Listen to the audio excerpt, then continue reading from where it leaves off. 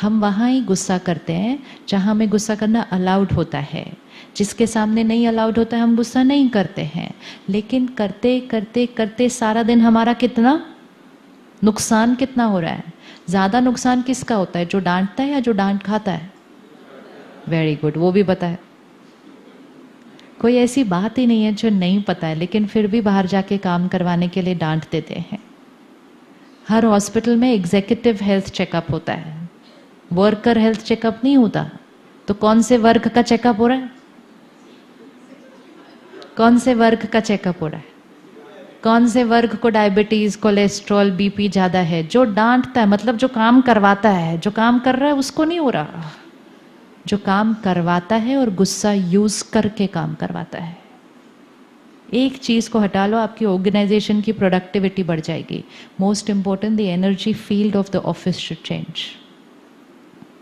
Office में enter भी करना हो तो वहीं लिख दो, you are entering a no anger zone. मतलब जो क्लाइंट आए, जो कोई भी आए बाहर वाला, उसको भी अलाउड नहीं है। मंदिर कैसे बनते हैं? मंदिर कैसे बनते हैं? मंदिर में जाके क्यों लोगों को अच्छा लगता है? क्योंकि वहाँ की एनर्जी फील्ड। अब सोचो, अगर 8 घंटे मंदिर में ही बैठ के काम करना हो तो इमोशनल हेल्थ तो अपने आप अच्छी हो जाएगी।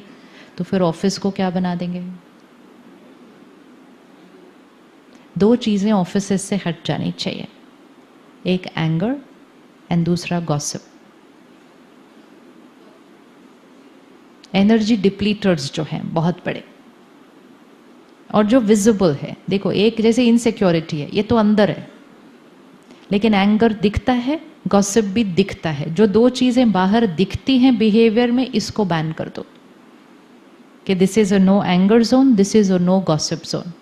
एक दूसरे को जाकर तीसरे की बात करता है। जो सुना रहा है उसकी एनर्जी घटती है, जो सुन रहा है उसकी एनर्जी घटती है। दोनों मिलकर जिसके बारे में बात कर रहे हैं उसकी एनर्जी घटती है, और पूरे ऑफिस के अंदर वो वाइब्रेशन रेडिएट कर जाती है।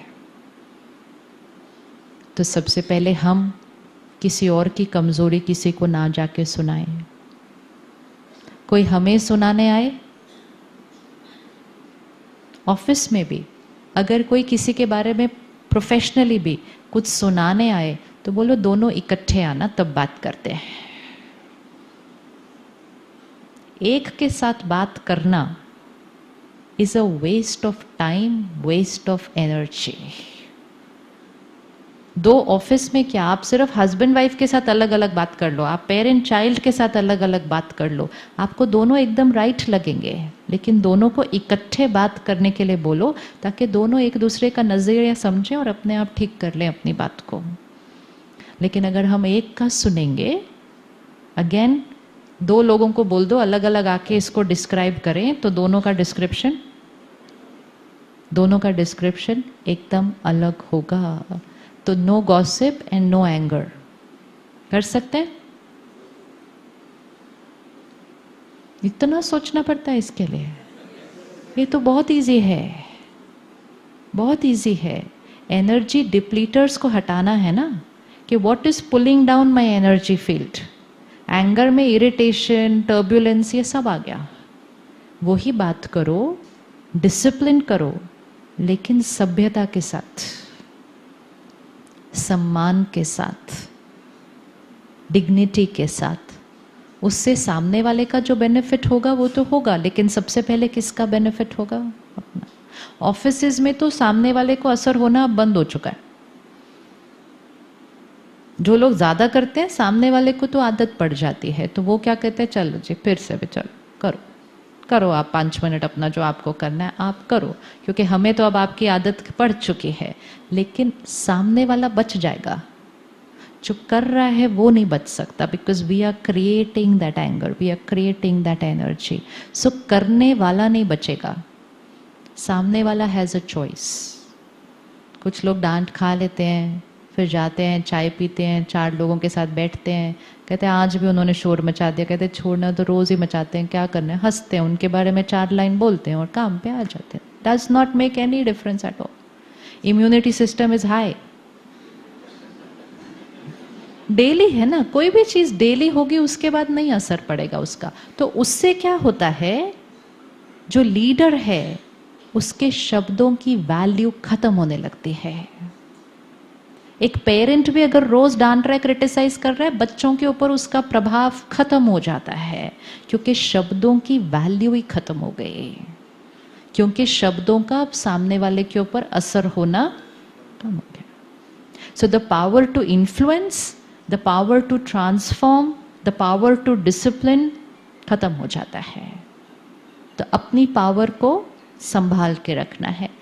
हर रोज सुबह पहला 1 घंटा अपने लिए टाइम होना चाहिए। सुबह उठकर फोन सबसे पहले कौन देखता है? एनर्जी डिप्लीटर। एनर्जी डिप्लीटर। सबसे चीज इंपॉर्टेंट जो हमें एज अ प्रोफेशनल करनी है कि फोन का सही यूज, फोन का सही यूज। जब हमारे पास फोन नहीं थे, तो जब हम घर पहुंच जाते थे तो हम घर पे होते थे। अब जब हम घर पहुंच जाते हैं तो भी हम ऑफिस में। It's not that not to use the phone, but don't use the phone for office work, because with messages, with emails, with phone calls, if your mind is constantly at work, तो ये mind rest कब करेगा? आज India में depression rate इतना high क्यों है? India number 1 है इस साल पूरे विश्व में। ये हाई इसलिए है क्योंकि हमारे मन थके हुए हैं। We are tired minds. Tired mind means battery. तो एक कट ऑफ टाइम अपने लिए शाम को रखिए।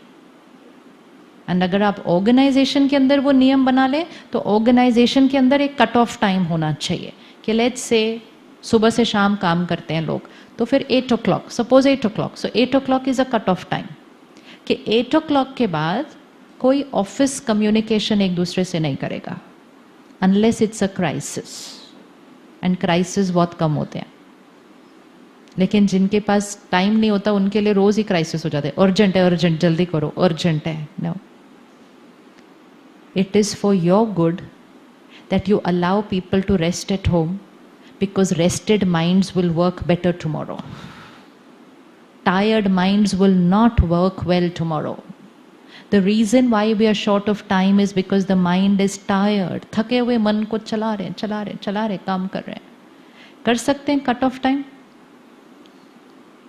कितनी देर कट ऑफ होना चाहिए किसी का ऑफिस से?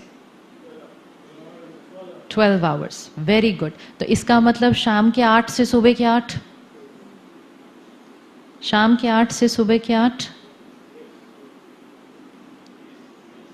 Yes, no office phone call, no office messages, no office emails.